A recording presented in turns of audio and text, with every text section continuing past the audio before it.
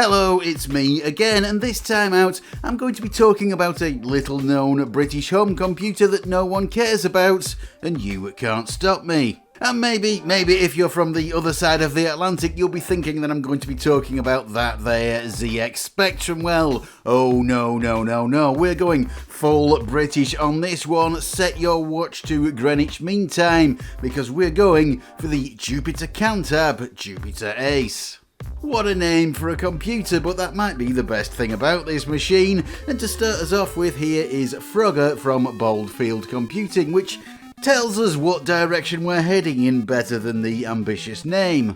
A better ZX81, that seems to have been the aim for this machine. Yes, Sinclair's Black Slab broke new ground as a very cheap yet fairly capable real computer and sold well over 1 million units.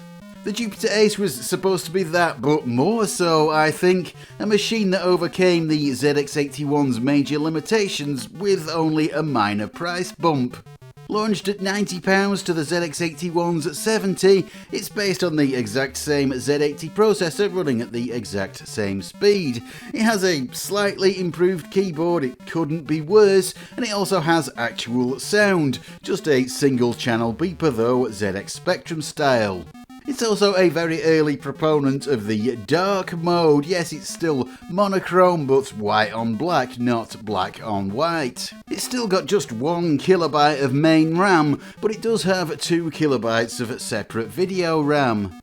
This means you can define your own graphics characters, unlike the ZX81, which had a fixed set of symbols, and you don't eat into the main memory when drawing stuff on the screen. So this allows for this modest but still okay version of Frogger to have actual recognisable graphics, which definitely does look better than the totally character-based ZX81 version. Of course, like the ZX81, you're going to need the 16K RAM expansion for this and nearly everything else you might realistically want to do with this thing. That includes Moon Buggy, which goes even further with a clone of the arcade game Moon Patrol that even has a sort of primitive parallax scrolling effect. Yeah, it's a very tough game, but it was the style at the time, and it does look a bit of a cut above most other games on the machine. And honestly better than most games on the ZX81 too, something no doubt helped along by the video RAM and accompanying circuitry, which means there's less processor time wasted drawing graphics compared to the ZX81, to cut a very long story short. And apparently this game does make some use of the Jupiter Ace's other special ability, which wasn't directly related to games but could be used to make them. You see, the Jupiter Ace's real unique selling point was Forth. The ZX81 and most computers of the era had the basic programming language built in. You could just switch on and start typing in code, but the Jupiter Ace had a version of an entirely different language called Forth. Yeah, you can switch on and start typing in a stack-oriented language that uses reverse Polish notation, and well, if you don't already know what that means, you probably don't care.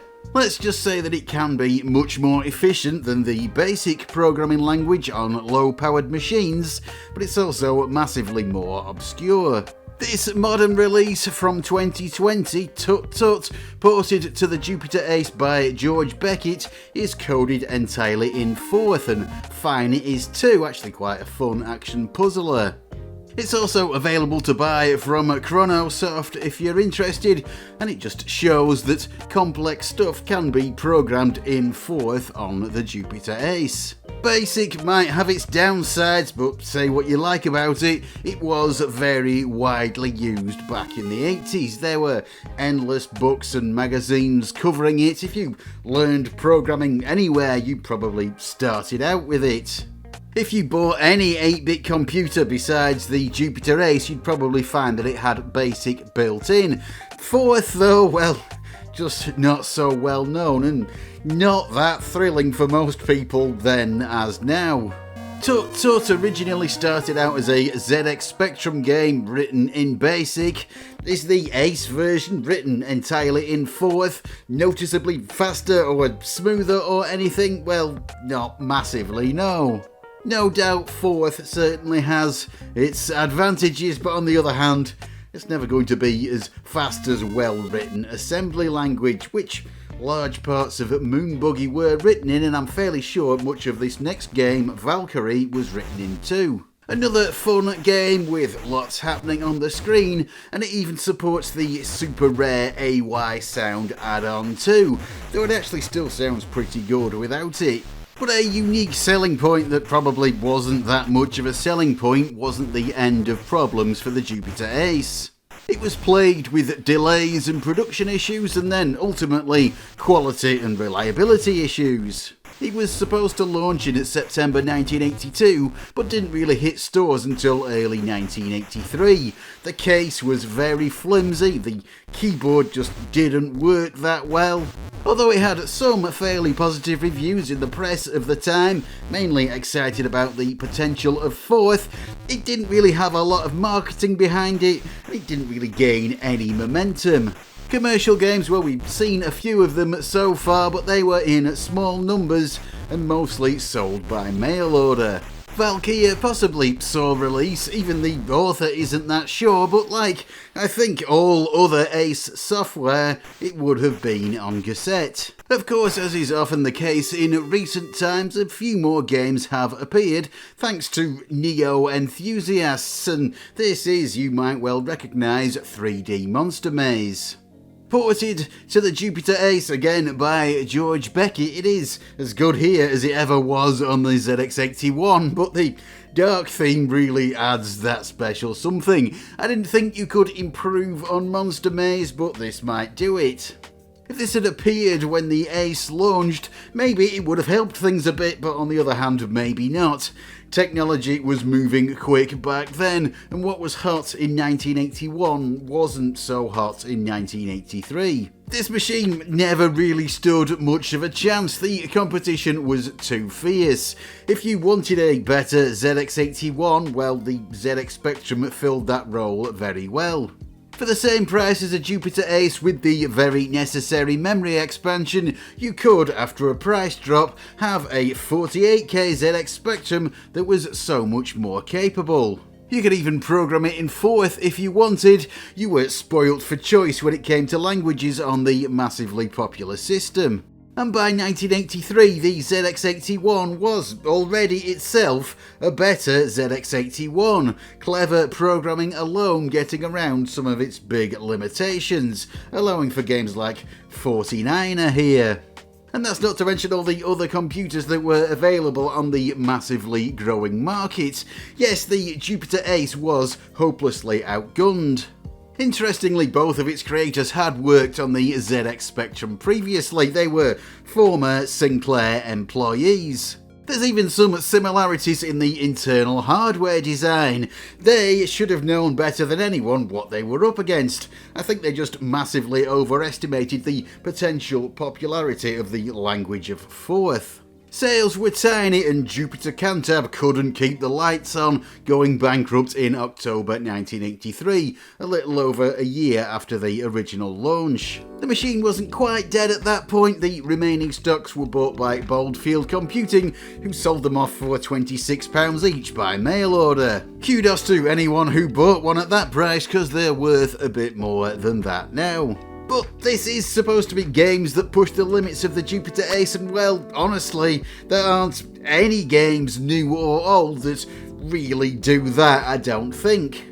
Not that I want to knock anyone's creations here. Rocks and Ghosts from Alexander Shurikin is a really fun game. I just don't think it pushes the machine like Rock Crush by Paul Farrow does on the ZX80. Yeah, if you know anything about that machine, wow, getting anything at all running on it is impressive, but a full-on high-res game like this, it really is incredible. It's even got colour support too, with the Chroma 80 add-on. Sadly, the Jupiter Ace just doesn't have the fans, the renown for much stuff like this to be developed for it. There is one really very impressive display on the machine, one that uses an add-on too. It's not a game though, it's the old school demo by Specky.pl. Making use of the AY sound add-on for some really authentic demo scene tunes, this is the real deal. A proper scene demo showing what the machine is capable when really pushed. Does kind of leave me baffled as to how it's all done given the machine, but hey, it really does look good. And ultimately, well, you've got to love the Jupiter Ace for all its archaic weirdness and its misplaced ambition. There's just something fascinating about it. No one was really that bothered by its main feature, and even if you were, another machine could offer the same thing and a lot more besides. It seems strange now that the developers were so enamoured by the idea that having Fourth built into the system would be a seller. Although it still has some niche uses today, Fourth never really caught on anywhere, let alone in 8-bit home computers. But that is that. Time to drift away from this topic. Thanks as always to my wonderful Patreons. If you would like to join them, that really would be great. There is a link below. Your support really does help me. Seriously, I do greatly appreciate it. And before I do go, thanks to the Jupiter Ace archive at jupiterace.co.uk, where I got a lot of info and images for this video from. Click on the link in the description if you want more Ace. And I will say thank you for watching and goodbye.